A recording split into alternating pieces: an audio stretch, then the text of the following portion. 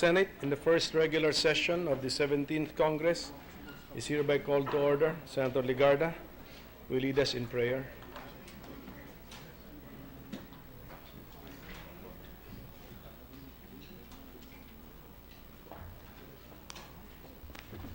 Heavenly Father, we humbly come before you with praise and grateful hearts for all the bountiful blessings we receive each day.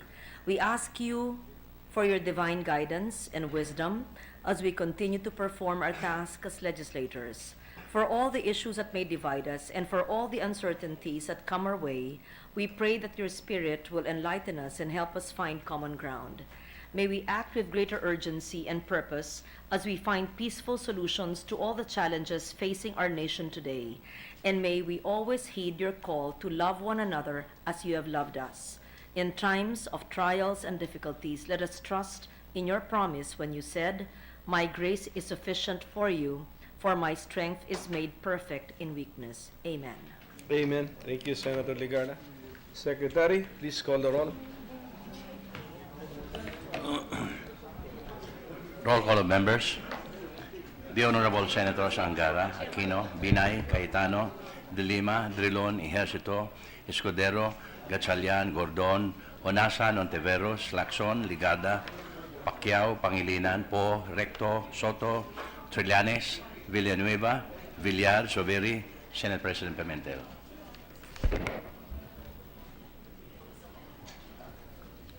With 19 senators present, the chair declares the presence of a quorum. Majority Leader. Mr. President, I move that we dispense with the reading of the journal of the 35th session, Tuesday, October 18, and consider the same as approved. There is a motion to dispense with the reading of the journal of the 31st session and consider the same as approved. Any objection? Hearing none, the motion is approved. Mr. President, we have guests in the gallery. We'd like to welcome the guests of Senator Pacquiao. Alexander Brian Reganit, the Mayor of Maitum, Sarangani. Vic Paul Salarda, the Mayor of Alabel, Sarangani. Attorney Tessa Constantino, Mayor of Malungon, Sarangani. And Evelyn Aligario, Councilor of Malungon, Sarangani. Also the still guests of Senator Pacquiao, Leonor Abelia, Vice President for Promotions of Field Export, and members of the Right to Know Right Now Coalition, led by Ms. Annie Heron. Also would like to welcome the guests of Senator Trillanes, the Philippine Criminologist Association of the Philippines, led by Attorney Ramil Cabao, Mr. Jerry Canyo, Dr. Alicia Segundo, Solomon Segundo, and the Occupational Therapy Association of the Philippines, led by the President Anthony Grecia, Lee Asuncion, Vice President Maril Arcil Gozon, and other members, Mr. President. I'd like to welcome them. To our guests, welcome to the Philippine Senate. Mr. President, I move that we proceed with the reference of business. Is there any objection? Hearing none, the motion is approved. Secretary. Bills on first reading. Number 12707, an act amending Section 13 of Republic Act Number 3019 as amended, entitled the Anti-Graft and Corrupt Practices Act, introduced by Senator Soto III. Referred to the Committee on Justice and Human Rights. 1209, an act amending Section 2 of Republic Act Number 8187, otherwise known as the Paternity Leave Act of 1996, and for other purposes. Senator Maria Lourdes Nancy Binay. To the Committees on Labor, Employment and Human Resources Development and Civil Service, Government Reorganization and Professional Regulation. 1211, an act establishing the Philippine Space Development and Utilization Policy and creating the Philippine Space Agency, and for other purposes. Senator Bam Aquino IV. To the Committees on Science and Technology and Finance. Resolution 206, urging the Senate Committees on Health and Demography and on urban planning, housing, and resettlement to conduct an inquiry in aid of legislation into the key issues affecting the Tacloban permanent resettlement sites, with special attention to the health, and sanitation conditions of said resettlement areas with the end in view of proposing appropriate interventions and remedial actions. Senator Risa Hontiveros. To the Committees on Health and Demography and Urban Planning, Housing and Resettlement. Committee reports.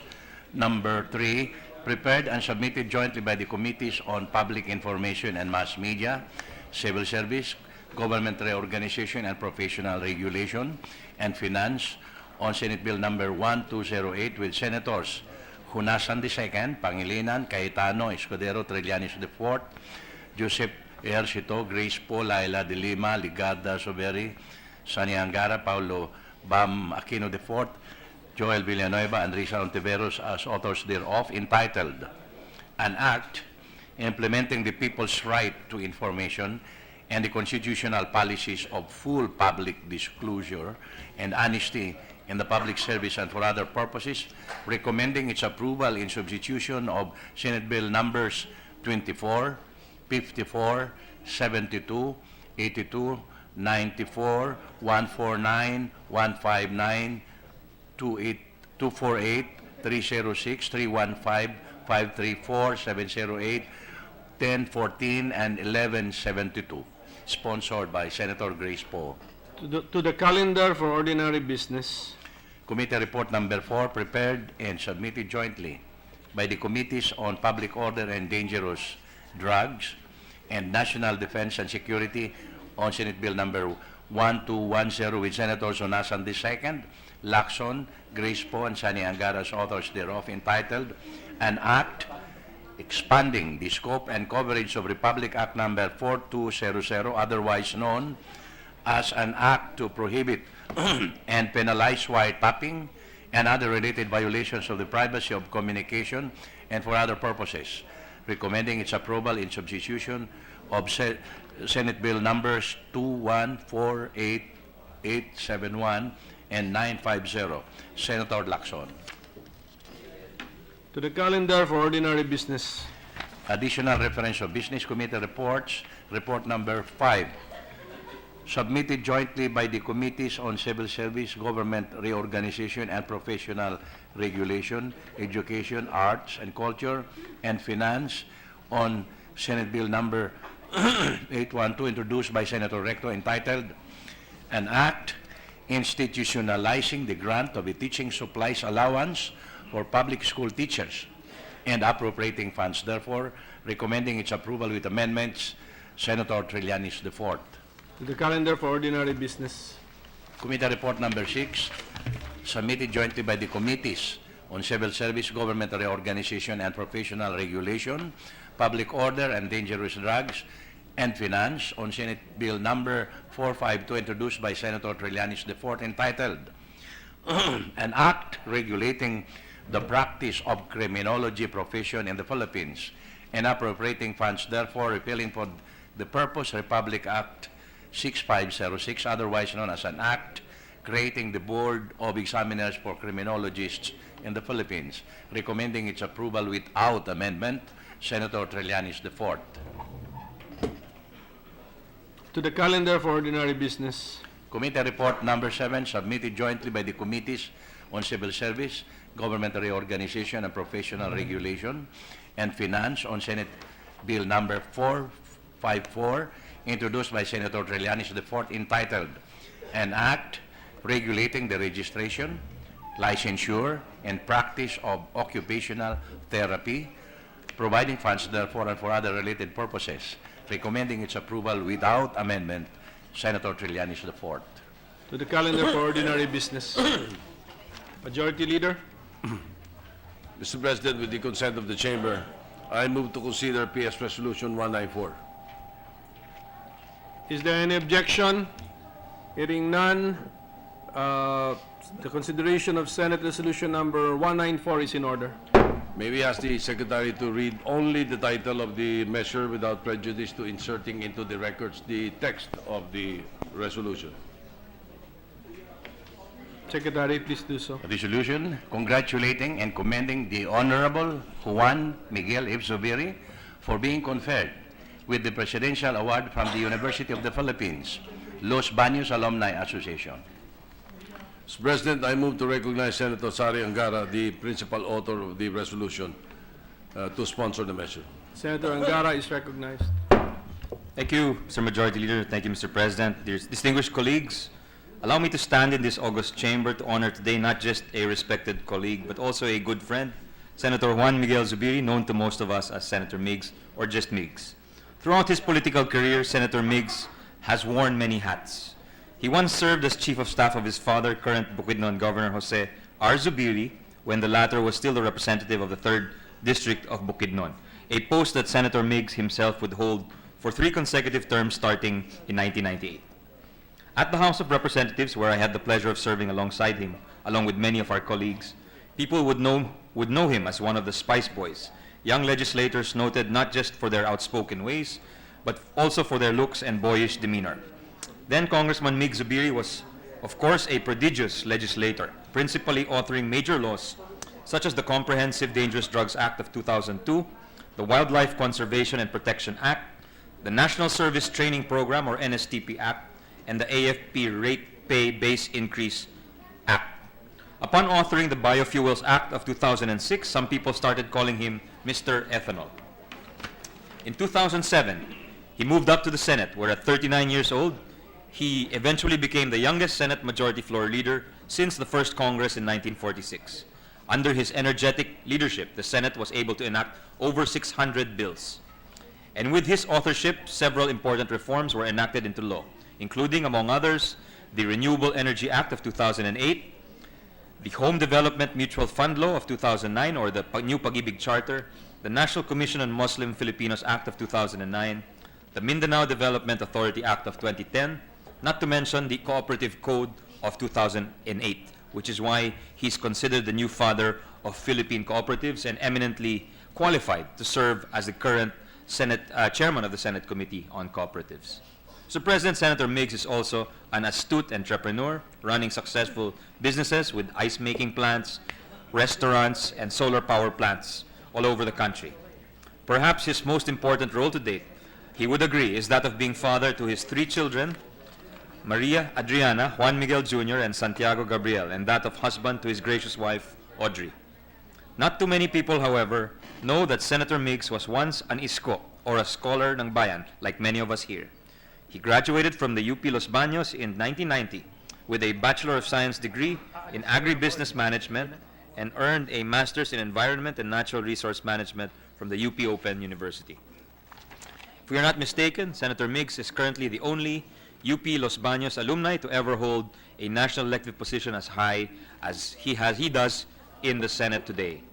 It is only befitting that earlier this month, during the 98th Loyalty Day and the first Grand UPLB Alumni Reunion, the University of Philippines Los Baños Alumni Association honored him with the Presidential Award for being among the university's most outstanding alumni. His contribution to our body of laws is truly invaluable, given he has worked hard to ensure the benefits of his laws are shared with most, if not all, Filipinos.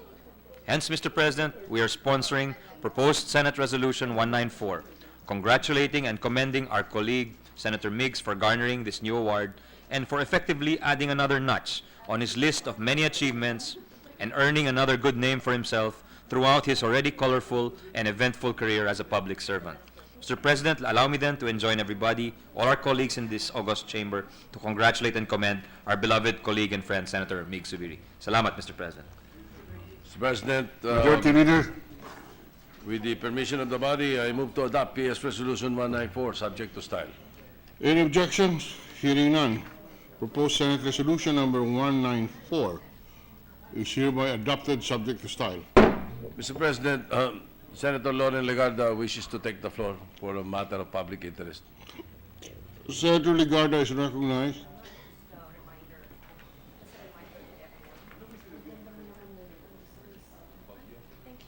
Thank you.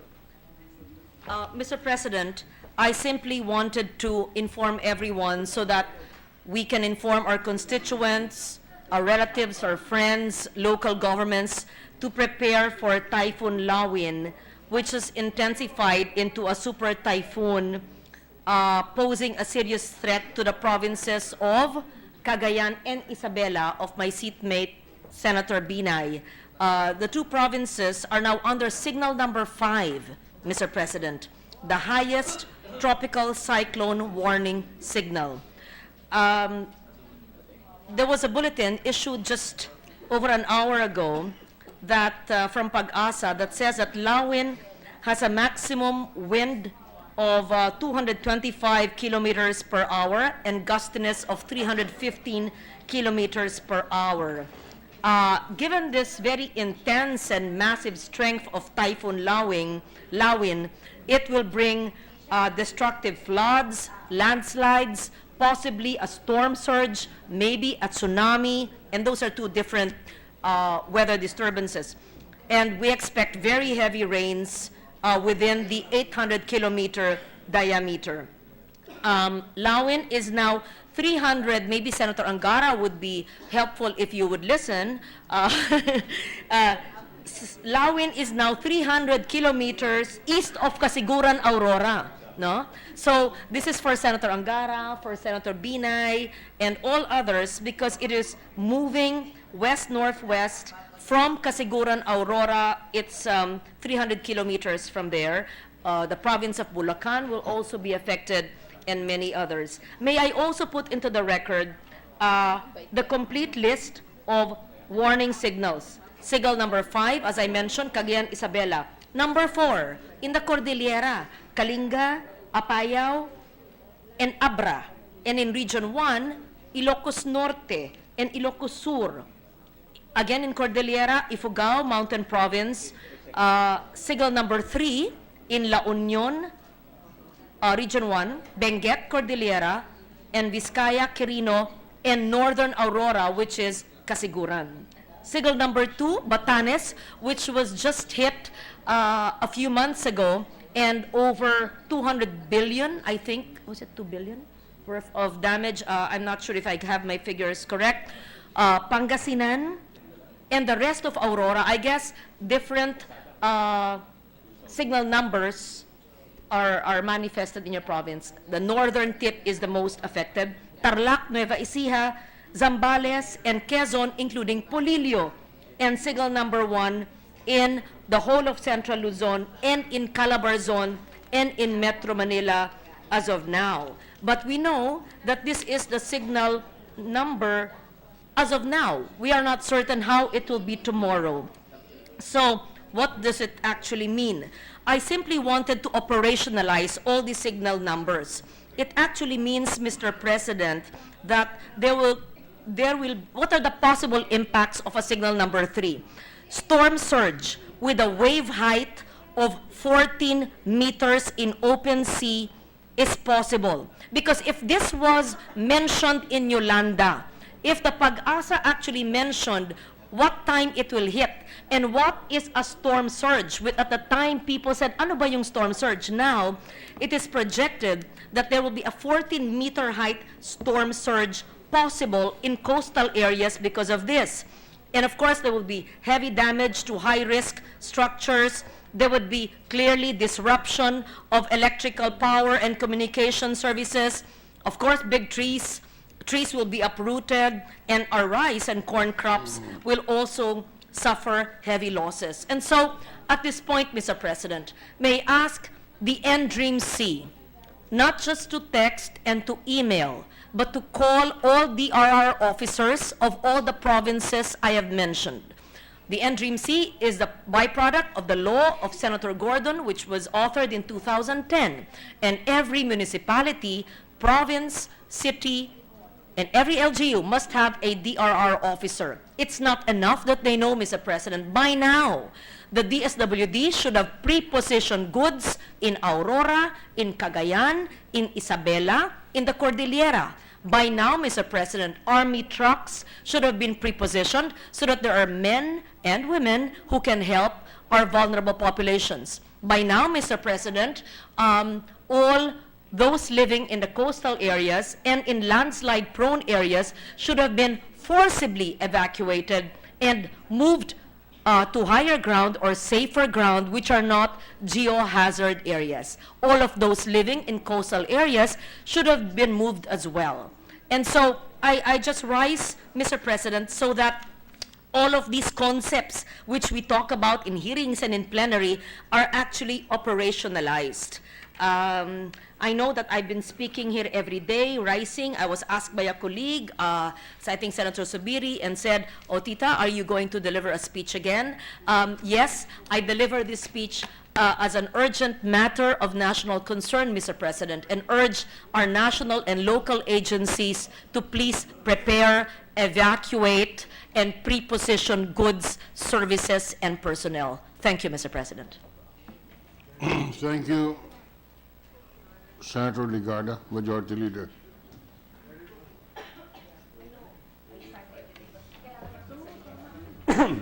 Thank you. Mr. President, we have 6 committee reports that I will call to the floor. But I would just like to inform the members of, or the chamber, and also those who are interested in asking about the committee report of the Justice Committee. The Justice Committee report is ready for submission.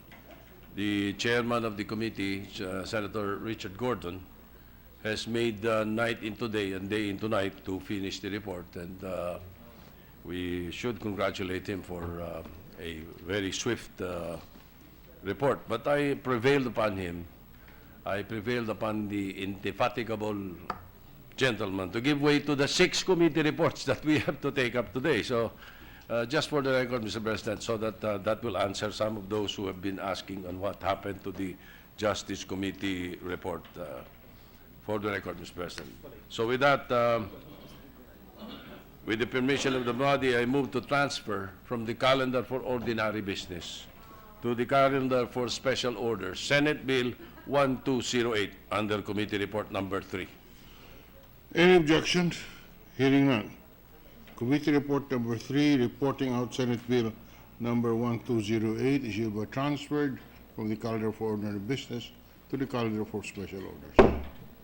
And with the permission of the chamber, I move to consider Senate Bill 1208 under Committee Report Number 3. Any objection? Hearing none, consideration of Senate Bill Number 1208 is in order. May we ask Secretary to read the title of the measure? Secretary will read the title of the measure.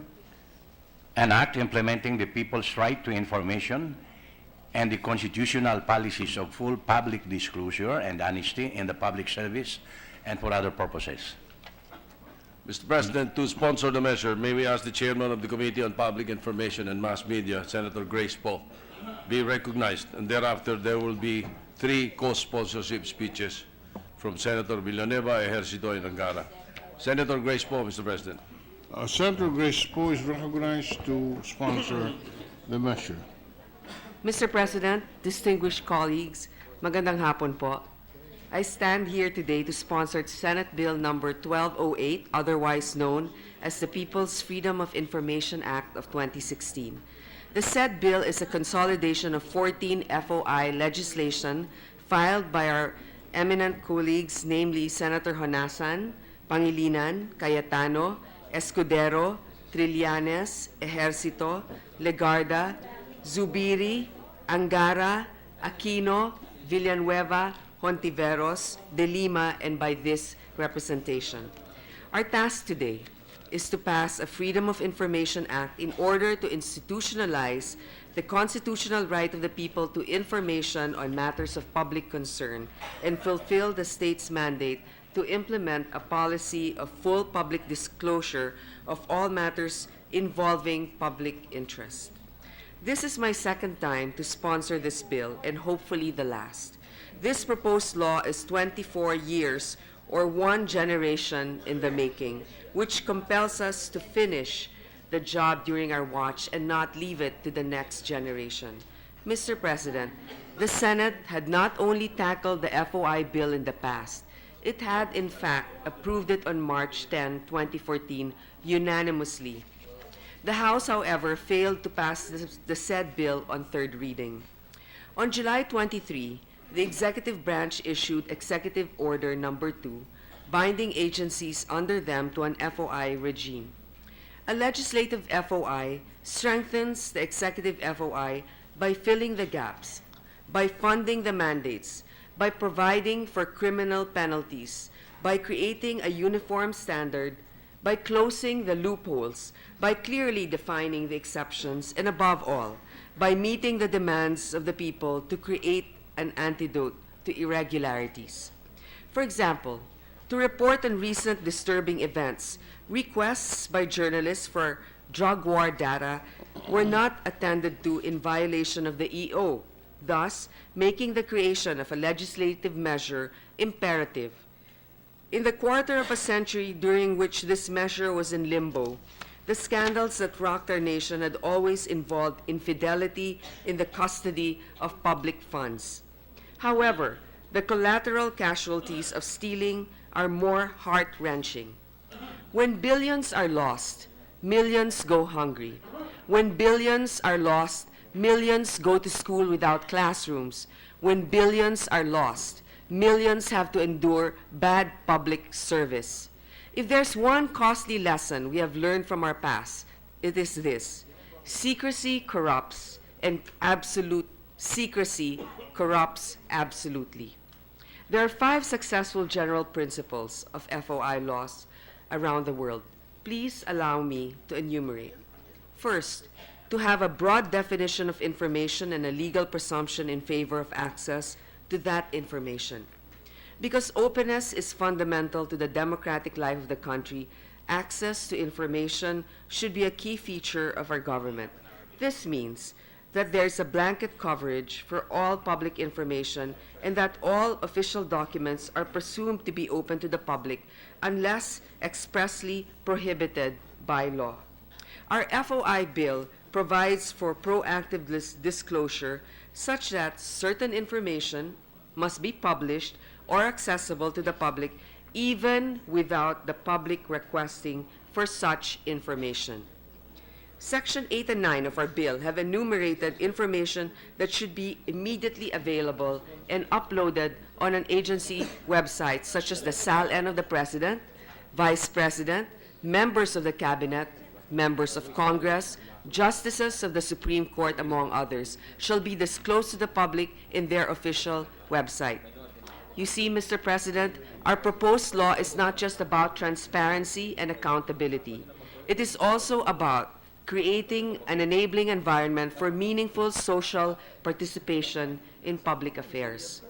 Sa ilalim ng batas, pwede halimbawa kunin ang address ng mga bahay ng isang opisyal sa SALN, pero kalabisan naman humingi pa ng litrato ng mga silid-tulugan o imbentaryo ng mga anik-anik sa loob ng bahay. Second, is the requirement of having limited and strictly construed exceptions, which are enumerated in Section 7 of our bill. We will put do not enter signs, but in delineating no-go zones, we must see to it that they are clearly defined. These non-disclosure areas typically cover matters of national security, operational security, trade secrets, diplomatic security, and presidential privilege. Also included are information that could compromise law enforcement operations or endanger the life of an individual or constitute an unwarranted invasion of an individual's right to privacy. I should stress that even if we advocate for access to information, we believe that the right of an individual to privacy is equally sacred. Hence, under Section 10 of our bill, the state is obligated to fully protect the right of the privacy of individuals and ensure that the disclosure of personal data under the custody of the state shall be done in accordance with the provisions of the Data Privacy Act of 2012.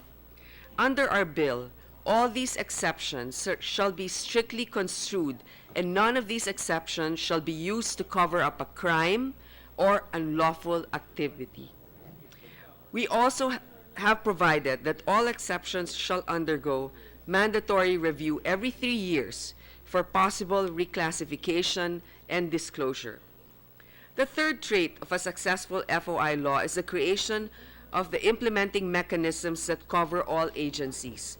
Thus, unlike the EO or executive order, our FOI bill will cover everyone from the executive, the judiciary, and also the legislative branches, as well as government-owned and controlled corporations, and even certain private individuals that have transactions with the government. Since each agency has a different department or office to which a person may request for information, we have provided under Section 11 that all government agencies shall prepare an FOI manual. The manual will be there to facilitate the effective implementation of the law. Its absence, however, cannot be used as an excuse to deny a request made in accordance with the FOI Act.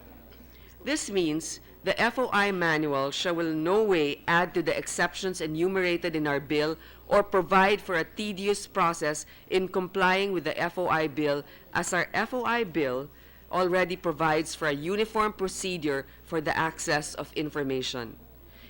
Hindi po pwede na sa ilalim ng manual nila ay kailangan ng 12 signatories before information is made accessible to an individual. Sana kung artistang pipirma, di okay lang, sabik pang nagre-request para sa autograph. Pero hindi. Dagdag perwisyo ang dagdag signatures sa mga request. Section 12 of our bill provides that the person will have to submit either personally, by mail, or through electronic means a request to the government agency concerned. A person who was unable to make a written request because of illiteracy or disability may make an oral request. Once the request is submitted, the government agency should help the requesting party free of charge and provide the information within 15 days.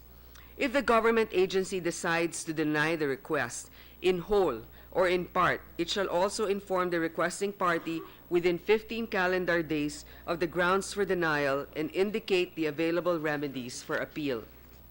Again, let me remind our countrymen that 15 days may be long, but certain information is already automatically uploaded in a website which can be easily accessed by our countrymen. Will the requesting party have to pay anything? Yes. A government agency may charge reasonable access and processing fees. The fourth trait of a good FOI law deals with efficiency and timeliness. For the FOI to be effective, citizens must have what experts call actionable data, which is data that is immediately usable to intervene on an urgent concern. Typically, what we see on government websites today are after-the-fact data. Ibig sabihin, imbis na impormasyon na makakapigil sa suntukan, ang datos na nakukuha ay yung tapos na ang boxing. Under our bill, contracts and agreements involving an amount of at least 50 million pesos shall be uploaded online and in full before the signing. Thus, data uploaded should not only pertain to consummated contracts, but also that which will help prevent the consummation of disadvantageous contracts. The fifth trait of a good FOI is the institutionalization of penalties for non-compliance or for violation of the FOI law. This is what we call the fear factor or our whipping stick. Without penalties, kung wala pong parusa, a law will have no teeth and will simply remain lip service to the constitutional provisions upholding the people's right to information. Unlike an EO, our FOI can provide for criminal and not just administrative liabilities. Among the acts penalized are falsely denying or concealing the existence of information that should be disclosed, divulging or releasing information that is altered, tampering or modified, knowingly or wrongfully claiming an exception under the FOI law or the Constitution, which such claim is manifestly devoid of basis, and divulging or releasing information covered as an exception under the law. Our FOI bill also seeks to penalize private individuals who knowingly directed or induced or caused the commission of the foregoing acts. However, to boost compliance of government agencies, we should create a system of incentives for more good are wrought by the carrot than by the stick. by the stick. Under Section 27 of our bill, we will have provided for a system of incentives and rewards. Meron din pong gantimpala ang mga sumusunod ng maayos. For example, may premyo sa Most FOI Compliant Agency of the Year. 1 milyon na halaga ng bagong equipment. Bakit hindi? The litmus test of an FOI law is how it helps the common people secure with ease, without help, and without hassle, the documents he needs. Kung gustong malaman ng publiko kung bakit kada taon may bagong sasakyan ang isang opisyal ng gobyerno, o bakit lahat ng kinakasama ng barangay captain nila ay may negosyo kahit na wala naman talaga silang hanap buhay para pagkuhanan ng kapital, di dapat may karapatan tayong suriin ang salin ng mga opisyal na ito kung ito ba'y nakalagda ng tama o hindi. Kung gustong malaman ng publiko kung saan napupunta ang donasyon para sa mga nasalanta, dapat may karapatan din tayong suriin ang financial documents ng DSWD o kung anong mga ahensya na namamahala sa mga donasyon. Sa lahat ng binabayad nating tax, nararapat lang na itanong ng ating mga kababayan, ni Juan at ni Maria, kung saan napupunta ang nakaltas sa sahod nila.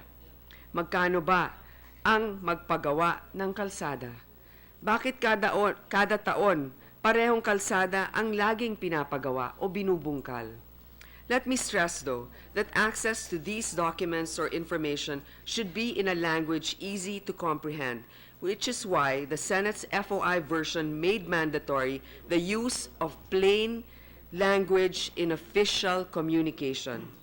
What use is information that is easily accessible if it is not easily understood? Mr. President, kung hindi naman maintindihan ng ating mga kababayan ang dokumento na ibinibigay sa kanila, bali wala din po ang impormasyon. Kaya dapat madaling maintindihan kahit walang abogado ang ating mga kababayan. Admittedly, this bill, when implemented, will incur expenses. Freedom of information does not mean that such information will come free. May gastos po sa gobyerno. That is why we provided that the amount necessary to carry out the provisions of this bill shall be charged against the agency's current budget and shall later be included in the annual General Appropriations Act. Be that as it may, I strongly maintain that benefits far outweigh the costs of implementation. Studies show that the FOI spending bears high social returns. Investment on FOI resources and technology are needed and must be mandated. Otherwise, what good is a law if it ends up as an unfunded mandate? Mr. President, the FOI Act is long overdue. Let us not delay its passage anymore, as it has been delayed long enough. I would like to thank those advocates, even here. I think as a junior senator, Senator Villanueva, Senator Zubiri, and all those that I've mentioned, authored this more than a decade ago. I would also like to thank the Right to Know Coalition, who's always been with us to provide us with technical advice as well as feedback regarding this measure. Passing the FOI law is just the beginning. Beyond the law, we need to cultivate a culture of transparency and accountability. Lahat ay dapat makilahok. We need to create an environment where ordinary citizens are fearless enough to ask important questions and have the audacity to demand the truth. We should dare them to ask, dare them to act. Let us empower our people and in doing so, improve our public institutions. Maraming salamat po. Mr. President, to co-sponsor the measure, may we recognize Senator Joel Villanueva. Senator Villanueva is recognized to co-sponsor the measure. Thank you, Mr. Majority Floor Leader. Thank you, Mr. President. Ginoong Pangulo, mga minamahal kong kasamahan dito sa Senado, mga taga-taguyod ng FOI noon hanggang ngayon. Maganda at mapagpalang hapon po sa ating lahat. Una ko pong nais batiin ang chairperson ng Committee on Public Information, Senator Grace Poe, at 10 ng mga authors nito pong napakahalagang panukalang batas, ang Freedom of Information Act. Isang provision po, Ginoong Pangulo, ng People's Freedom of Information Act o FOI ay ang pagsasalin ng mahahalagang impormasyon sa mga pangunahing wikang Filipino. Kasama po ang mga wikang panrehiyon at mga lingua franca at pagpapabatid nito sa mamamayan sa paraang popular o sa format na madaling ma-access ng lahat. Ito po'y nakasaad sa Section 20. Sa mga deliberasyon tungkol sa FOI nitong mga nakaraang linggo, kahit pa, Ginoong Pangulo, halos 15 taon na po ang lumipas mula nang una po akong mag-sponsor ng FOI bill doon sa mababang kapulungan noong 12th Congress. Ngayong kulubos na naiintindihan, Ginoong Pangulo, na lubhang napakahalagang maunawaan ng ating mga kababayan ang ating mga batas gamit ang pangunahing wika nila. Ano nga po ba ang People's Freedom of Information Act o FOI? Nung tutuusin, simple lang po ang batas na ito. Ang pagbubukas sa lahat ng mga Pilipino ng mga pampublikong dokumento na nakasaad sa Section 5. Subalit, ipinapanukala rin ang mga exemption, nasa Section 7 naman po, at mga hakbang para ma-access ang mga pampublikong dokumentong ito, nakasaad sa Section 12. Bakit nga po ba kailangan ang batas na ito? Sapagkat kailangan po ng reforma at mga mekanismong magsusulong ng partisipasyon ng mga mamamayan sa pagpapatakbo ng gobyerno. Transparency o yung pagiging tapat, malinis at walang tinatago. At accountability o ang pagkakaroon ng pananagutan sa mga opisyal ng gobyerno. Lalo na po at nakalagay ng probisyon para sa administrative at criminal offenses at penalties. Nakasaad po sa Section 21 at 22. Noon, Ginoong Pangulo, marami ang nagsasabi na kung hindi mapagbigyan ang request nila sa gobyerno, na lang sila. Umasa sa wala dahil walang inilista lang, parang inilista lamang po ito sa tubig ang kanilang request. Ngayon po, sa panukalang ito, obligasyon ng ahensyang tugunan ang request sa loob ng 15 araw matapos matanggap ang request. At kung magkakaroon man ng extension, hindi po ito dapat lalagpas sa 20 working days. Pinagsumikapan po ng mga tagataguyod ng FOI sa loob at labas ng Kongreso na balansihin ang lehitimong pangangailangan ng gobyernong pangalagaan ang mga kompidensyal na impormasyon at ang karapatan ng bawat Pilipinong makaalam at makahingi ng impormasyon sa lahat ng ahensya ng gobyerno. Ginoong Pangulo, para kay Juan at Juana de la Cruz, sa mga ordinaryong Pilipino, magiging armas nila ang FOI upang magkaroon ng access sa mga impormasyong pinansyal tulad ng salin ng mga opisyal ng gobyerno sa 3 sangay ng pamahalaan, ehukatibo, lehislatibo, hudikatibo, at makinabang sa mandatong pagsasapubliko ng mga transaksyon ng pamahalaan. Kung mandatoryo ang paglalabas ng salin at mga transaksyon, mas madali pong mahabol ang mga tiwaling opisyal hindi lang ng mga investigador, kundi pati na rin ng mga interesadong mamamayan. Pag-aalis po ito ng hirap sa paghahanap ng mga kinakailangang impormasyon mula sa iba't ibang tanggapan sa pamamagitan ng paggamit ng iisang portal para sa lahat ng impormasyon. Ito nga po ay umiiral na ngayon sa website ng Official Gazette, ang www.gov.ph, nakasaad sa Section 18. Nabanggit ko po, Ginoong Pangulo, na sa Section 20 ng panukalang batas na ito, kailangang isalin ang mahalagang impormasyon sa mga pangunahing wikang Filipino upang lubos itong maunawaan ng ating mga mamamayan. Kaugnay po nito, lahat ng ahensya ng gobyerno ay kailangang maghanda ng Freedom of Information Manual na maglalaman ng mga detalye at pamamaraang magsisilbing gabay sa pagpapatupad ng batas na ito, nakasaad sa Section 11. Babanggitin ko po, Ginoong Pangulo, na malaking tulong po ang probisyon ng Citizens Charter na may tuturing ding isang manual. Ito po ng Republic Act 9485 o ang Anti-Red Tape Act na alam kong hindi makakalimutan ni Senator Lacson para magabayan ang mamamayan sa kanilang karapatan laban sa red tape. Base sa karanasan sa pagpapatupad ng RA 9485, tiyak na malaking tulong din ang Freedom of Information Manual sa lahat ng ahensya ng gobyerno at sa ating mga mamamayan para sa mas epektibong pagpapatupad ng panukalang ito. Mr. President, I believe that the proposed measure will pave the way for a quality and strong FOI law, providing a powerful tool to deter corruption and abuses, improve delivery of public services, attract more investors, create more jobs and opportunities for our people, but only when the education and training sector plays its role in integrating the right to information along with the values of democracy and good governance in our school system. Mr. President, right to information is long overdue. Delay is no longer an option. Maraming salamat po and may God bless us all. Majority Leader. Thank you, Mr. President. May we recognize Senator J.B. Ercito for another co-sponsorship speech. J.V. Ejercito is recognized. Good afternoon, Mr. President, distinguished colleagues.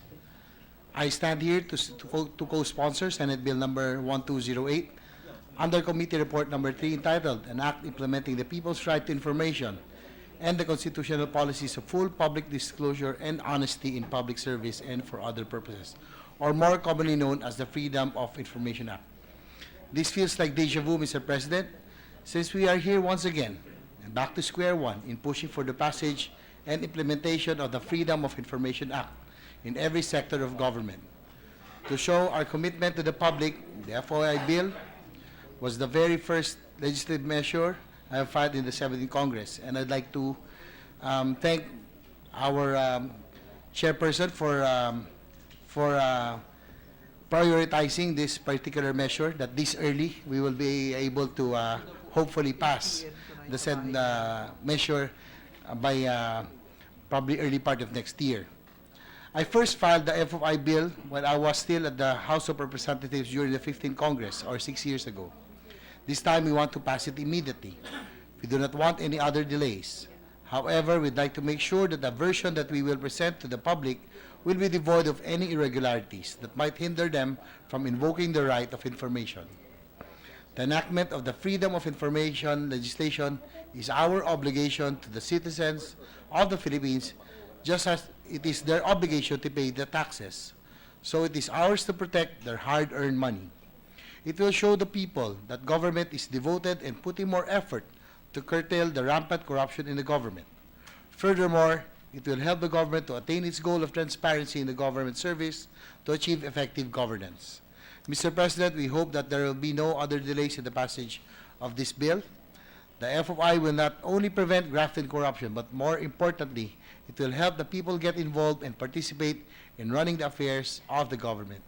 It is therefore my fervent hope that the passage of Senate Bill number 1208, or the Freedom of Information Act, be immediately sought.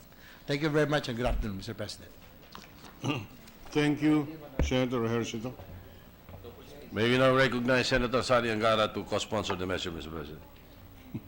This is the most sponsored measure.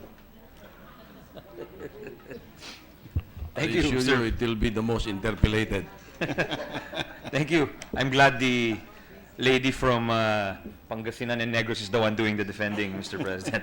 Anyway, thank you, Majority Leader, Mr. President, distinguished colleagues, Freedom of Information advocates. Nais ko pong ihayag ang aking pagsuporta sa ating chairperson, si Senadora Grace Poe, ang chairperson ng Committee on Public Information, sa kanyang muling pag-sponsor nitong People's Freedom of Information Act. Mahalaga po ang FOI para maibalik ang kumpiyansa at tiwala ng taong bayan sa kanilang gobyerno. Halimbawa, marami pong nagdadalawang isip tuwing nagbabayad po sila ng buwis. Iniisip nila, imbis na pumunta sa tama ang pera ng kanilang pinaghirapan, ito ay mapupunta lang sa bulsa ng iba. Kaya po siguro marami ang kusang umiiwas sa buwis. Pero kung malaya ang daloy ng impormasyon, malaya ring nasisipat at nasusuri ng tao ang daloy ng kanilang buwis. Mula sa kanilang pitaka, papunta sa kaba ng bayan, patungo sa mga proyekto at serbisyo para sa bayan. At kung nakikita nila ito, mas maengganyo silang magbayad at tuparin ang kanilang obligasyon sa bayan. Mas magtitiwala po sila na ang perang binibigay nila ay gagastusin para sa ikabubuti ng bansa. An open regime of information, Mr. President, is a natural check against corruption in how public money is spent, against abuses in procurement processes, or against excesses of officials in how they fulfill their mandates. The more we prevent such occurrences, the more we widen the space for trust to flow back into our public institutions. Mahalaga po ang pagbabalik ng tiwala sa gobyerno dahil ito ang magbibigay daan para tunay na lumahok at tumulong ang taong bayan sa pamamalakad ng bansa para maging tunay na partners for change ang bawat Pilipino. Sa aking pananaw, demokrasya po ang tawag sa anumang sistema kung saan lahat ng mamamayan, mula sa ordinaryong tao hanggang sa Pangulo ng bansa, ay sama-samang tumutulong para sa ikabubuti ng bayan. Sa isang demokrasya, lahat nagdadamayan, lahat nagtutulungan. Paano ba tayo magdadamayan kung may tinatago sa atin ang ating pamahalaan? Paano po tayo magtutulungan kung hindi natin alam kung ano ang nangyayari o ginagawa ng ating pamahalaan? Paano po tayo magiging ganap na demokrasya kung takot na takot tayong balutin ng kalayaan ang impormasyong pampubliko? Panahon na po para baguhin ang pagtakbo ng ating gobyerno upang muling bumalik ang nawalang tiwala ng Pilipino. Panahon na po para hawak ng bawat mamamayan ang impormasyon para magampanan nila ang kanilang responsibilidad sa ating demokrasya. Panahon na para maliwanagan ang bawat isa sa ginawa, ginagawa at gagawin ng kanilang gobyerno upang sila'y maging totoong katuwang sa pagbabago at pag-asenso. Ipasa na po natin ang FOI. Maraming salamat po, Ginoong Pangulo. Thank you, Mr. President. Is that the last of the Yes, co-sponsors? Mr. President. So to give time to the other senators who would want to study the proposed measure, Mr. President, I move to consider, or I move to suspend the consideration of Senate Bill 1208 under Committee Report Number 3. Consideration of Senate Bill number 1208 under Committee Report number 3 is suspended. With the permission of the body, can you ask for 1 minute's suspension? Move to suspend, Mr. President, for a few minutes. Suspended for 1 minute.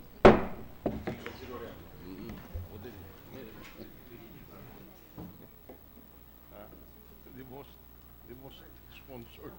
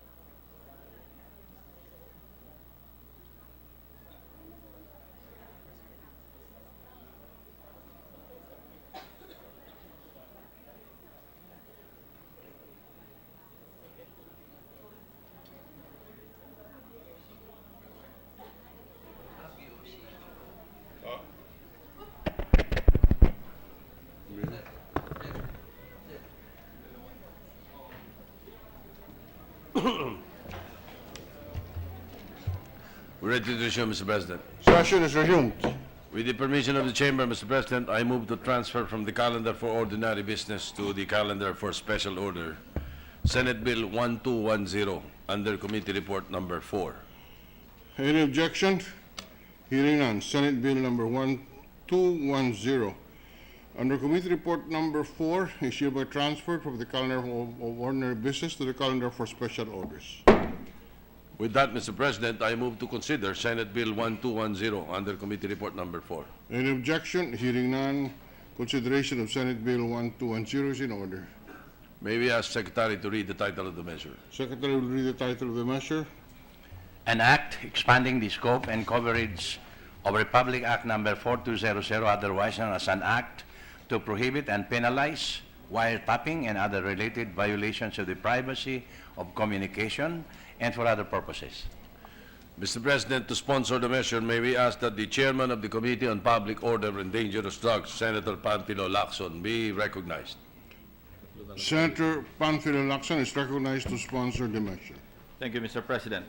Mr. President, fellow members of this august chamber, I have the honor to report on the Senate floor Senate Bill number 1210, entitled An Act Expanding the Scope and Coverage of Republic Act number 4200, otherwise known as an act to prohibit and penalize wiretapping and other related violations of the privacy of communication and for other purposes, as embodied in Committee Report Number 4, in substitution of Senate Bills 21, 48, 871, and 950. Mr. President, the right to privacy was indubitably recognized in Morphe versus Mutuk and is now part of Philippines jurisprudence. And I quote, the constitutional right to privacy has come into its own. The right to privacy as such is accorded recognition independently of its identification with liberty in itself. It is fully deserving of constitutional protection, unquote. On June 19, 1965, Congress enacted Republic Act number 4200, otherwise known as the Anti-Wiretapping Law, in order to safeguard the constitutional right to privacy of communication. The law prohibits the tapping of any wire or cable or using other devices to record, intercept, or secretly overhear any private communication or spoken word when it is not authorized by any one of the parties in the conversation, except when it is done pursuant to a court order after compliance with all the requirements set forth by the law.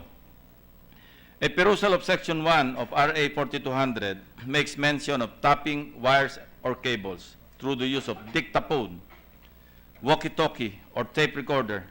I need not specify them all. One thing is apodictic. Both means of communications and means of intrusion by way of exemption are all outdated. Luma na, laos pa, Mr. President.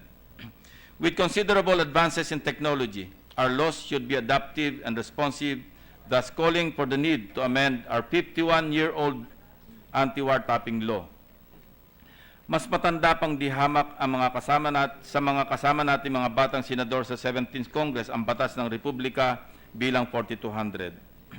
Emanating from the ease of communications in the contemporary era are organized crimes perpetrated through means of communications that are beyond the coverage of our existing law on wiretapping. Let's take, for example, the recent Paris terror attack that left 132 persons dead. According to reports, there is no hard evidence that the attackers used a Sony PlayStation console to plan said attack. Experts say that it offers the perfect secure means of communication. In fact, it is so hard to track considering that communications can be sent in different formats.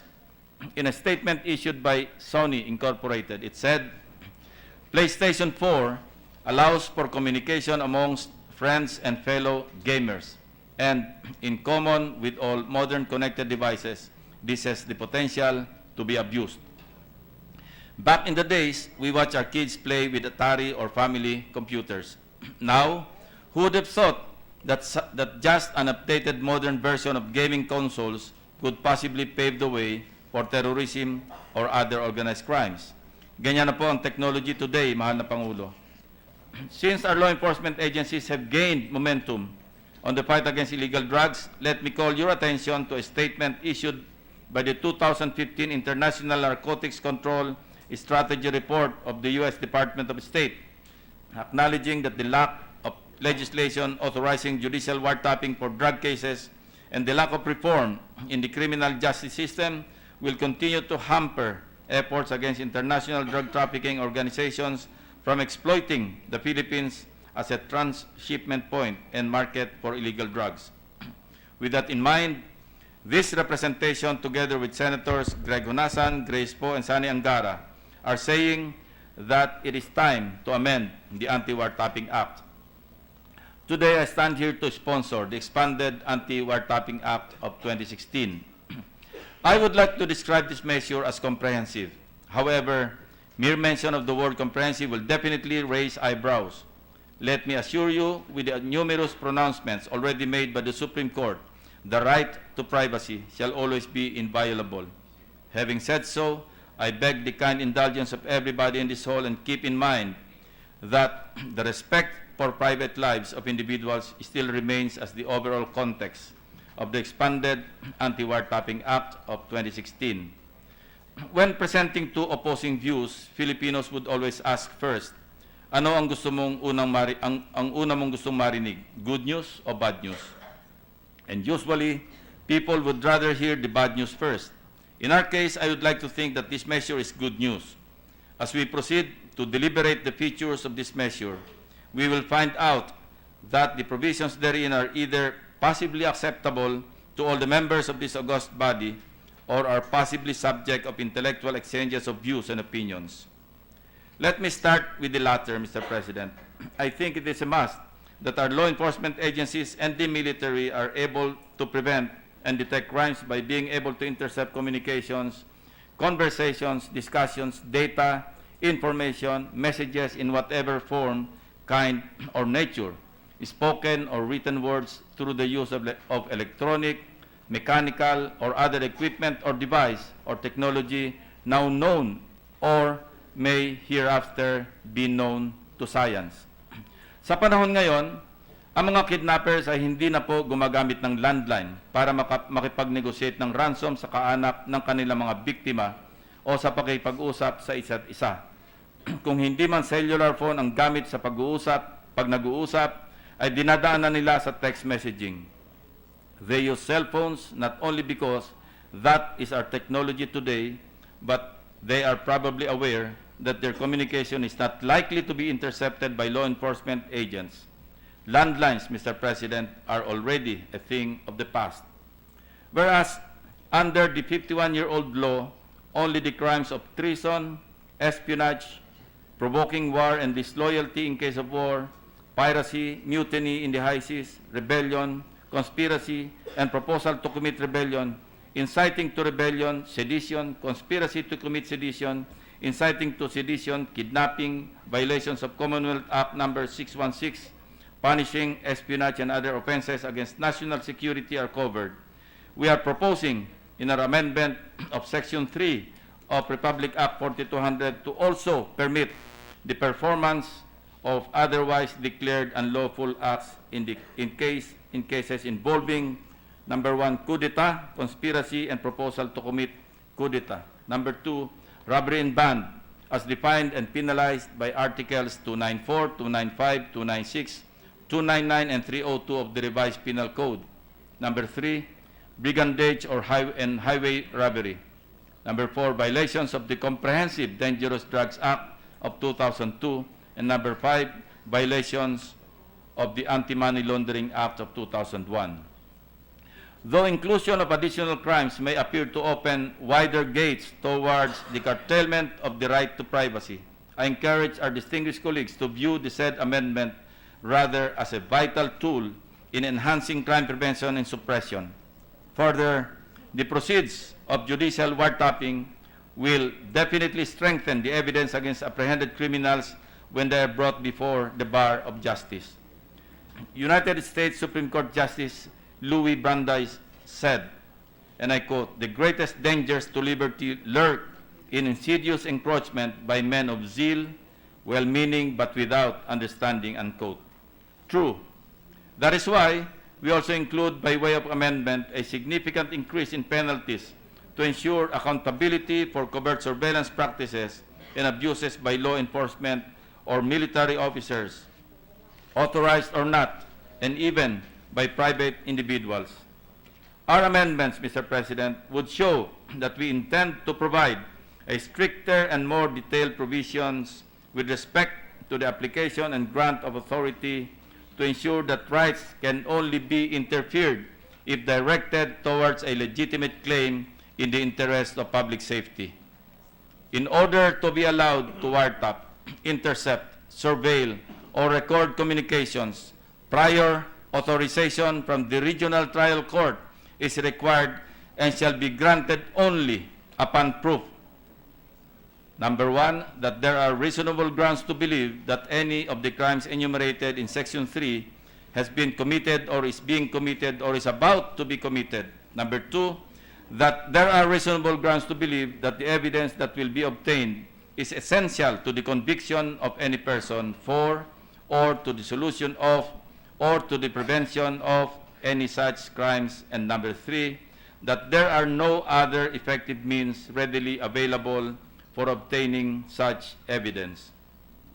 To ensure a system of checks and balances, the role of our courts shall not be limited to the issuance of authority, but shall extend even after the implementation of its order by being the depository of whatever it is to be obtained by virtue of said authorization, and also by requiring another order for the opening and use of the materials deposited therein, with notice and opportunity to be heard to the individual or individuals subject of the court authorization.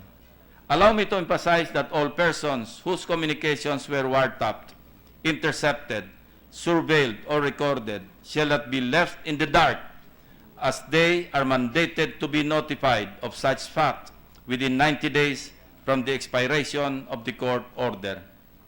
With our intention to include effective mechanisms for protection against indiscriminate use of wiretapping or any other means permissible by law, I am hoping that there is no need to launch a battle between efficiency of law enforcement and the right to privacy.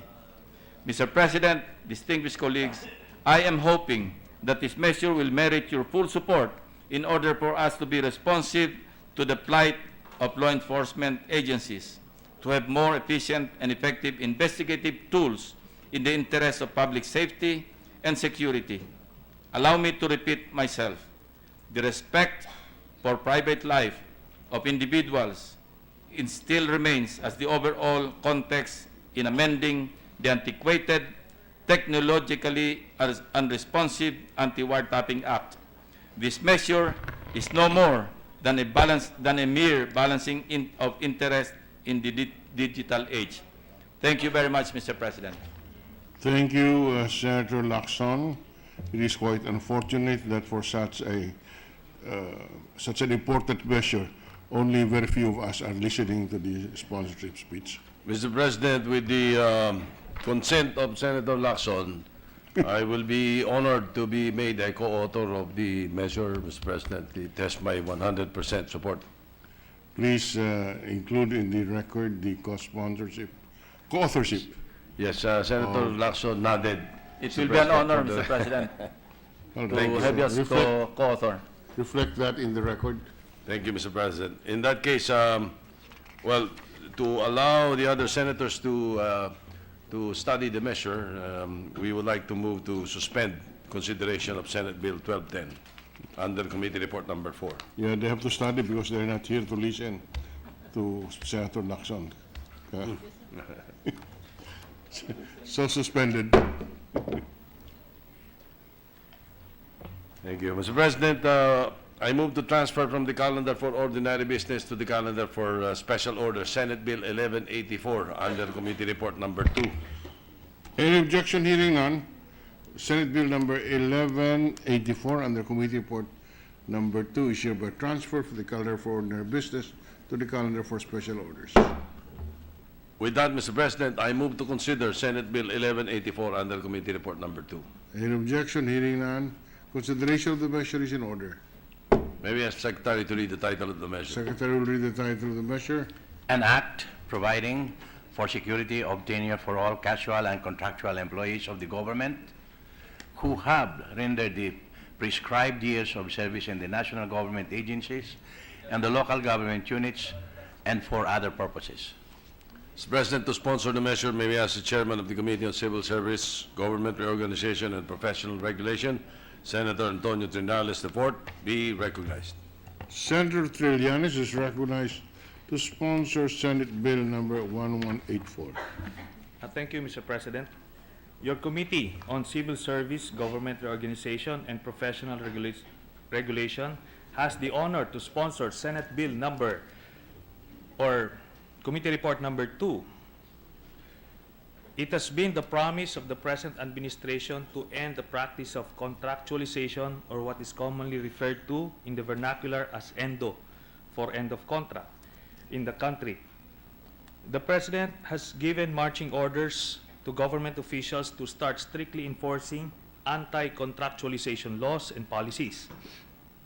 However, Mr. President, we cannot expect private companies to follow this initiative when our very own public institutions have hundreds of thousands of casuals and contractual workers.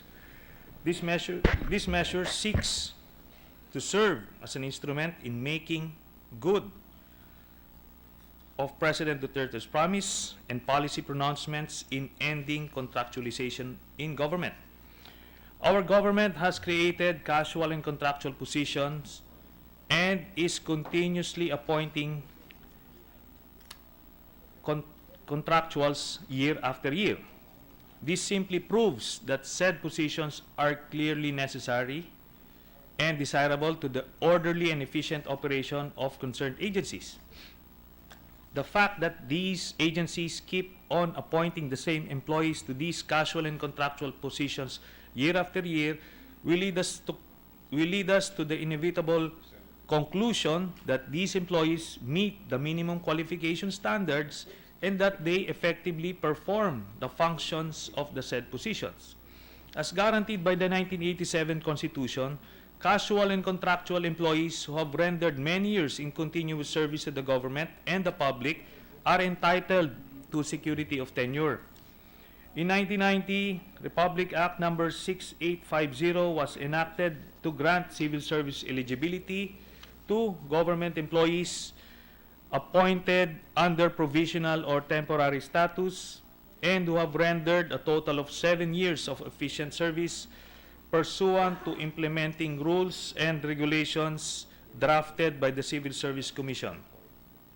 After its enactment, however, there has been an appeal for passage of a similar law which would cover casual and contractual employees who have likewise rendered efficient service to the government for substantial period of time. This committee, on the other hand, is of the position that granting civil service eligibility to the affected employees may not necessarily guarantee them security of tenure because, first, most of them hold non-permanent positions and granting them civil service eligibility will have no effect at all if said positions are scrapped or abolished. And second, granting eligibility to the affected employees does not necessarily guarantee that they will be appointed to permanent positions, even if the said positions are available, since the same is actually subject to the discretion of the appointing authority.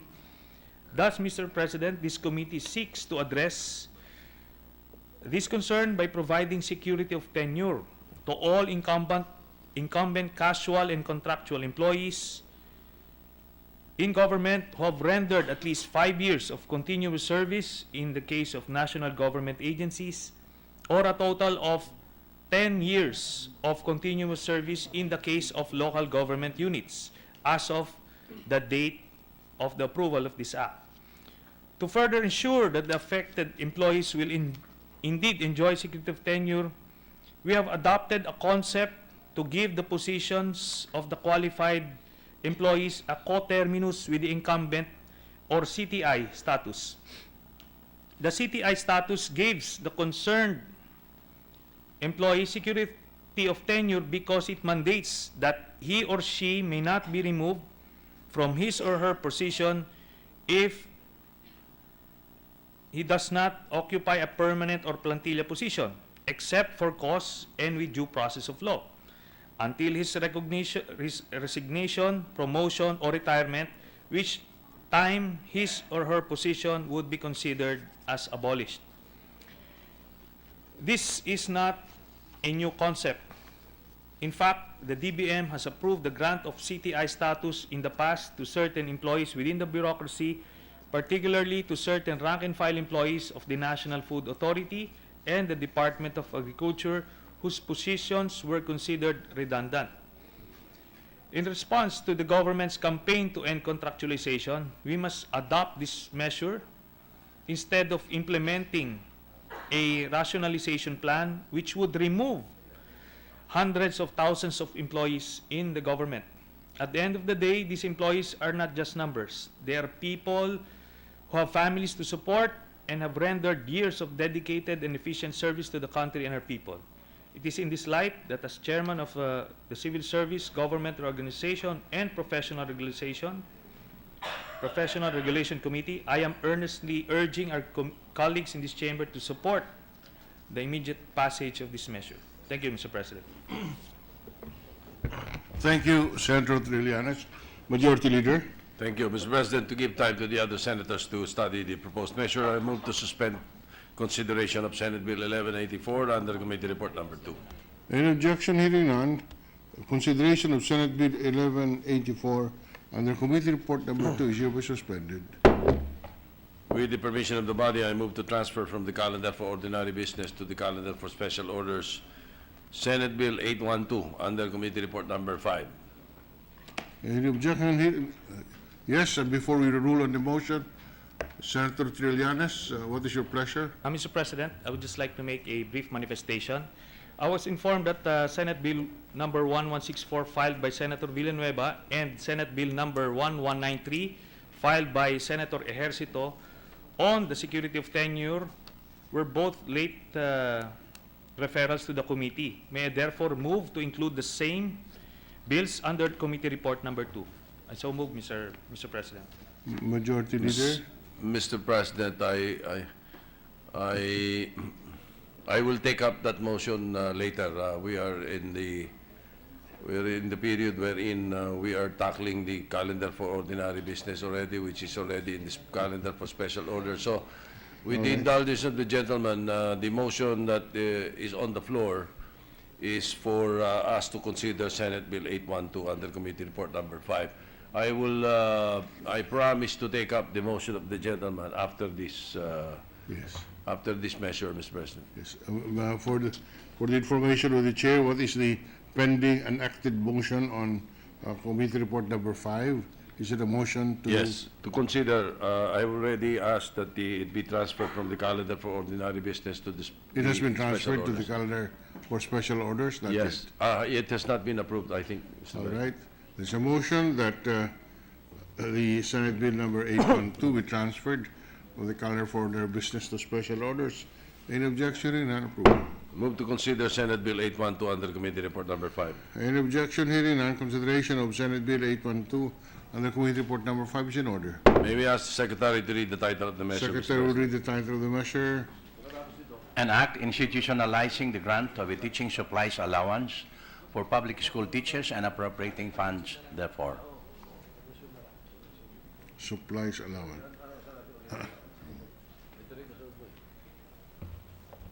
Majority Leader. Thank you, Mr. President.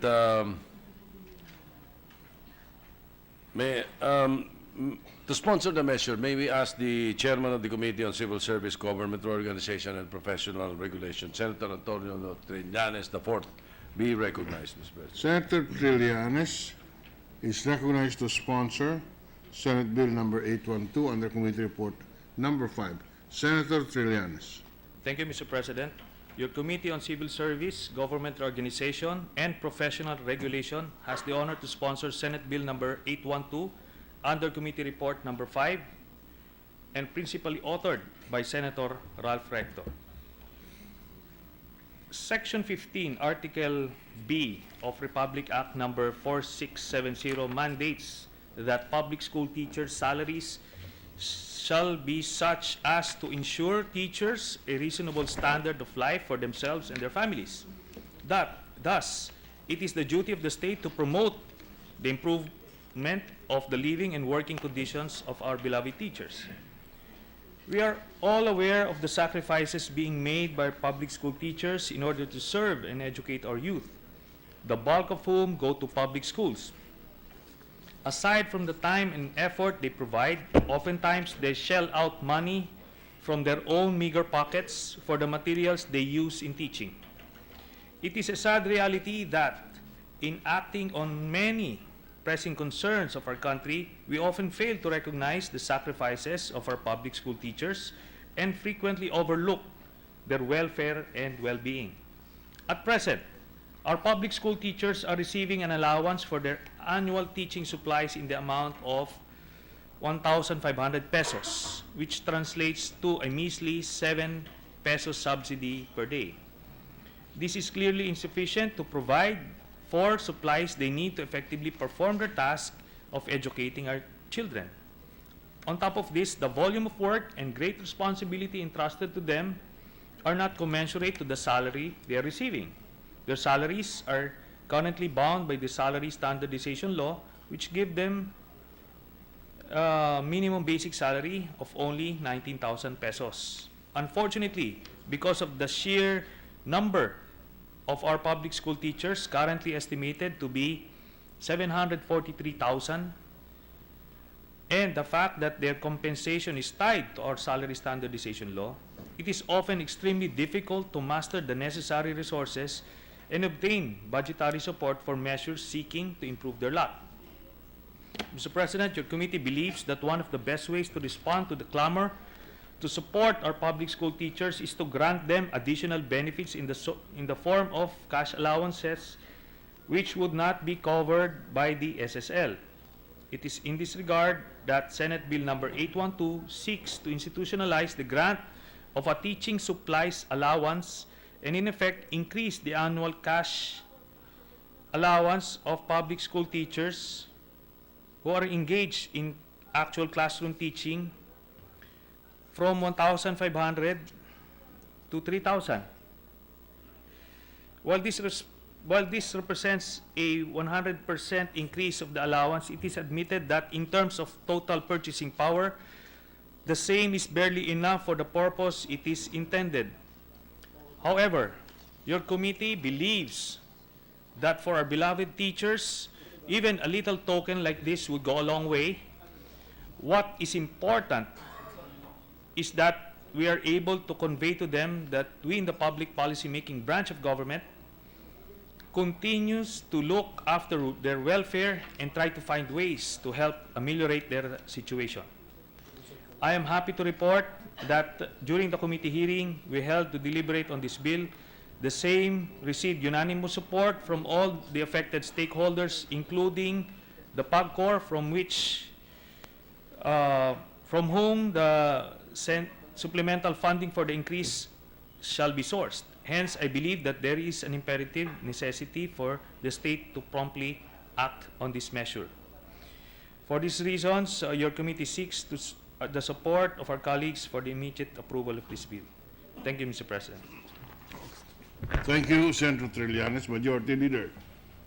Thank you. Mr. President, Senator Ralph Recto would want to deliver a co-sponsorship speech on Senate Bill 812 on the committee report number 5. So may we just move that his speech be inserted into the records, Mr. President. All right. The co-sponsorship speech of Senator Ralph Recto is inserted into the records as if delivered on the floor today. Thank you, Mr. President. Now, to give time With the to... permission of the Majority Leader, Senator Trillanes wishes to be recognized. Mr. President, just a minor correction. The bill seeks to increase the teaching supplies allowance from 1,500 to 3,500. and not 3,000 as mentioned in my speech, Mr. President. We take note of the manifestation, Mr. President. With that, Mr. President, I move to suspend consideration to allow the other members of the Senate to study the proposed measure. Move to suspend consideration of Senate Bill 812 under Committee Report Number 5. Consideration of Senate Bill 812 under Committee Report Number 5 is suspended. Now, Mr. President, earlier, Senator Trillanes was manifesting that in the other bill that he sponsored, Senate Bill 1164, there was, no, 1164 also was filed by Senator Villanueva, and Senate Bill 1193 was filed by Senator Ejercito on the security of tenure measure that he sponsored earlier. But they were both late referrals to the committee. It is the manifestation of the gentleman that we include under the committee report number 2, the two said measures. Just for the record, perhaps when we open the period of interpellation, we can manifest it officially, Mr. President. All right. Thank you. Mr.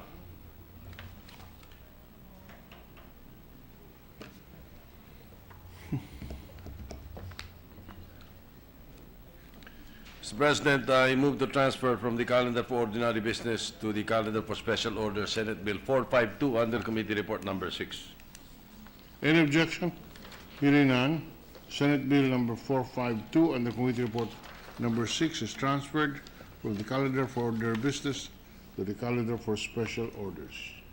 With the permission of the body, I move to consider Senate Bill 452 under Committee Report Number 6. Consideration of the measure is in order. We ask the Secretary to read the title of the measure. Secretary will do so.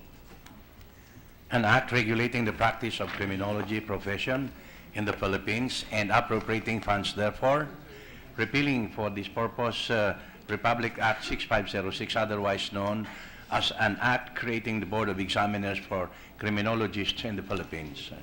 Mr. President, to sponsor the measure, may we ask that the Chairman of the Committee on Civil Service, Government Organization, and Professional Regulation, Senator Antonio Trillanes IV, be recognized. Senator Antonio F. Trillanes IV is recognized to sponsor Senate Bill 452 under Committee Report Number 6. Thank you, Mr. President. Your Committee on Civil Service, Government Reorganization, and Professional Regulation has the honor to sponsor Senate Bill number 452, or the Philippine Criminology Profession Act of 2016, under Committee Report Number 6. Recognizing the importance of the criminology profession, RA 6505, or an act creating the Board of Examiners for Criminologists in the Philippines, was signed in 1987 by President Corazon Aquino. At present, the Bachelor of Science in Criminology course remains one of the courses with the highest number of board examinees every year. Graduates of this course usually end up in the field of law enforcement, criminal justice administration, and correction, and jail management. Mr. President, the state recognizes the vital role of the criminology profession in nation building and development. This signifies the importance we give to peace and order in our country, the protection of life, liberty, and property, and the promotion of the general welfare of the people. Thus, it is our duty to help and develop and nurture the competence of our law enforcement officers and criminal justice administrators, make them more virtuous, productive, and well-rounded criminologists who are equipped to provide excellent, if not exceptional, and world-class service and meet global standards. However, Mr. President, it is upsetting to note that those who have sworn to preserve and uphold the laws of the land and the profession whose core values seeks to dutifully uphold and enforce the same has in the past been tainted with issues and controversies, especially with the recent events in our country. The committee believes that it is high time that we further strengthen and regulate the profession to better address these issues and to make it attuned to the recent developments in the field and to the technological developments in the globalizing world. This measure seeks to repeal RA 6505 and replace it with a new regulatory law that is consistent with the other professional regulatory laws that we have passed in recent Congresses.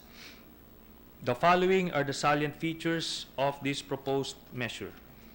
First, we are proposing the redefinition of scope of practice of criminology and providing for a clear delineation of functions vis-a-vis its allied profession. Second, we are proposing for the creation of a professional regulatory board which shall supervise the practice of criminology with the mandate to adopt and institute mechanisms to guarantee the fitness of individuals admitted into the criminology profession. Third, we are incorporating into the law the mandate for continuing professional development of our criminologists in order to ensure that they are updated on the latest developments and innovations in their profession. Fourth, as in other professions, in compliance with our international obligations, we seek the inclusion of a foreign reciprocity clause which would pave the way for our criminologists to practice abroad, provided that we also afford the same privilege to citizens of the receiving country. And lastly, we are mandating the integration of all professional criminology groups through the mandatory membership of all registered criminologists in the accredited integrated professional organization of criminologists, which will be accredited by the Professional Regulation Commission as registered with the Securities and Exchange Commission. Your committee believes that this measure will provide a stable and updated framework that would hone capable and competitive criminology professionals who would be properly equipped to serve our country and our people. It is in this light that I urge our colleagues to support the immediate passage of this measure. Thank you, Mr. President. Thank you, Senator Trillanes. Majority Leader.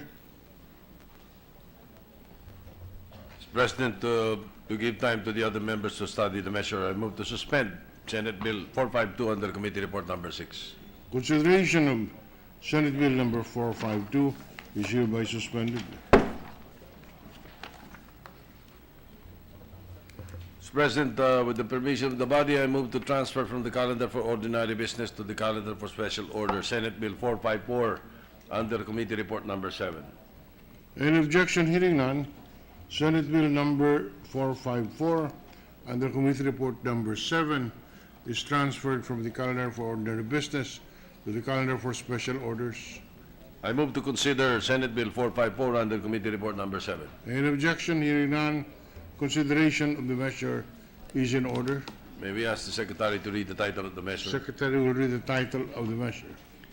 An act regulating the registration, licensure, and practice of occupational therapy, providing funds therefore and for other related purposes. To sponsor the measure, Mr. President, I move and ask that the Chairman of the Committee on Civil Service, Government Organization, Professional Regulation, Senator Antonio Trillanes IV, be recognized. The Chair of the Committee on Civil Service, Senator Antonio F. Trillanes IV, is recognized to sponsor Senate Bill number 454 under Committee Report number 7. Senator Trillanes. Thank you, Mr. President. Your Committee on Civil Service, Government Reorganization, and Professional Regulation has the honor to sponsor Senate Bill number 454, known as the Philippine Occupational Therapy Law of 2016, under Committee Report number 7. Our state recognizes the vital role of occupational therapists in nation building. They function in important places such as hospitals, rehabilitation centers, schools, and other workplaces, and assist people in overcoming various occupation-related problems. Occupational therapists work with people and communities to enhance their well-being and their ability to engage in their day-to-day activities or in the things that they want to, need to, or are expected to do. However, the current law, Republic Act 5680, or the law creating the Board of Examiners for Physical Therapists and Occupational Therapists, may no longer be attuned to the local and international standards of practice and to the recent developments in the field of healthcare. Also, Mr. President, this 47-year-old law, which was never amended, regulates two different allied health professions, physical therapy and occupational therapy. It is high time that we address this anomaly by creating a separate regulatory board and legal framework for the profession. In the light of the increasing demand for highly competitive occupational therapies and the challenges being brought by our commitments in the ASEAN Economic Community, particularly in terms of the movement of professions within the region, Mr. President, this measure seeks to formally recognize occupational therapy as an independent medical profession from physical therapy and to align its regulatory framework with international standards of practice. The provisions in this measure are consistent with other professional regulatory laws that we have passed in the previous Congresses. Specifically, Senate Bill number 45462 redefine the practice of occupational therapy and its coverage, create a board of occupational therapy under the administrative supervision of the Professional Regulation Commission, mandate the institution of a continuing professional development for occupational therapists, include a reciprocity clause that would pave the way for occupational therapists to practice abroad, provided that we also afford the same privilege to the citizens of the receiving country, integrate the occupational therapy profession into one national professional organization through the accredited integrated professional organization to be recognized by the PRC through the Board of Occupational Therapy. Your committee believes in the importance of promoting occupational health in its potential contribution to a healthier and stronger citizenry. As one of the fastest growing professions in the country and abroad, upgrading the regulatory framework for the practice of our occupational therapists would undoubtedly complement the talent and skills of Filipino occupational therapists, not only to make them more globally competitive, but also to enable them to give greater service to our country and people. It is in this light that I earnestly urge our colleagues to support the immediate passage of this measure. Thank you, Mr. President. Thank you, Senator Trillanes. Majority Leader. Thank you, Mr. President. To allow the members to study the measure, I move to suspend consideration of Senate Bill 454 under Committee Report Number 7. Any objection to none? Consideration of Senate Bill 454 is hereby suspended. Thank you, Mr. President. Finally, for today, with the consent of the Chamber, I move to consider PS Resolution 207, taking into consideration PS Resolution 208. Any objection? Hearing none, consideration of proposed Senate Resolution 207 is in order. May we ask the Secretary to read the title of the measure without Secretary will read the prejudice to title of the records? measure. Resolution recognizing and congratulating Jesus is Lord Church for celebrating its 38th founding anniversary on October 28, 2016. May I move that, I move, Mr. President, that Senator J.B. Ejercito be recognized to sponsor the measure. Senator Ejercito is recognized to sponsor the measure. Mr. President, distinguished colleagues, I stand today to sponsor Resolution number 208, which recognizes and congratulates Jesus Lord Church for celebrating its 38th founding anniversary on October 28, 2016. Excuse me, Senator, what is on the table is, what we're 207. considering is proposed Senate Resolution 207. Yes, sir. Maybe we can sponsor 207, taking into account proposed Senate Resolution 208. Yes, sir. May I continue, Mr. President? Please proceed. So Mr. this Pre- is a sponsorship for proposed Senate Resolution 207. 207, sir. Mr. President, the vast expansion and clout of Jesus Lord or JL Church proves how the Filipino youth can be great influencers of faith and servant leadership to the nation. With only about 15 founding students from the Polytechnic University of the Philippines in 1978, now it has grown to more than 4 million members with more than 1,160 chapters across different provinces nationwide, and is now present in 56 countries nationwide. Last October 6, JL's founder and spiritual leader, Brother Eddie Villanueva, who is the benevolent father of our distinguished colleague, Senator Joel Villanueva, also celebrated his 70th birthday. I can imagine how jubilant the celebrations now in the Jesus Lord Church, and I want to congratulate them all. So, Mr. President, may we recognize and congratulate the Jesus Lord Church ahead of its milestone for their 38th anniversary on October 28, 2016. May JL continue to contribute to the country's moral recovery, nurturing communities, and nation building. Thank you, Mr. President. Thank you, Senator Ejercito. Thank you, Mr. Majority President. Leader. I move to adopt PS Resolution 207, taking into consideration Senate 208, subject to style. Any objection? Hearing none. Proposed Senate Resolution number 207 is hereby adopted, taking into consideration proposed Senate Resolution number 208, subject to style, is hereby adopted. Thank you, Mr. President. I move that we adjourn the session until 3 o'clock in the afternoon of Monday, November 7, 2016, Mr. President. The session is adjourned until November 7, 2016, a Monday at 3 o'clock in the afternoon, in accordance with our legislative calendar.